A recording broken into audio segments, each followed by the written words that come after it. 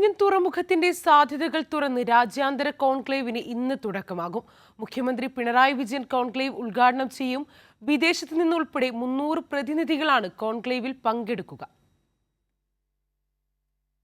വിഴിഞ്ഞം തുറമുഖത്തിന്റെ സാധ്യതകൾ തേടുന്നതാണ് രാജ്യാന്തര കോൺക്ലേവിന്റെ ലക്ഷ്യം. മുഖ്യമന്ത്രി പിണറായി വിജയൻ ഉദ്ഘാടനം ചെയ്യുന്ന കോൺക്ലേവിൽ 2 ദിവസങ്ങളിലായി 7 വിഷയങ്ങളിൽ പ്രസന്റേഷനുകളും 4 വിഷയങ്ങളിൽ പാനൽ ചർച്ചകളും 3 ഫയർസൈഡ് ചാറ്റുകളും നടക്കും. വിദേശത്തു നിന്നുൾപ്പെടെ 300 പ്രതിനിധികളാണ് കോൺക്ലേവിൽ പങ്കെടുക്കുക. നിരവധി വിദേശ കമ്പനികളുടെ നിക്ഷേപത്തിനുള്ള ധാരണാപത്രം കോൺക്ലേവിൽ ഒപ്പുവയ്ക്കും.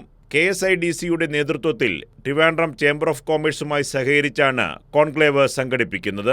ഉദ്ഘാടന സമ്മേളനത്തിൽ വ്യവസായ മന്ത്രി P. രാജീവ് അധ്യക്ഷത വഹിക്കും. തുറമുഖ മന്ത്രി VN Vasavan, Shashi Tharoor MP, Adani port special economic zone CEO Pranav Chaudhary എന്നിവർ സംസാരിക്കും. കൂടാതെ ഉന്നത ഉദ്യോഗസ്ഥരും പരിപാടിയിൽ പങ്കെടുക്കും.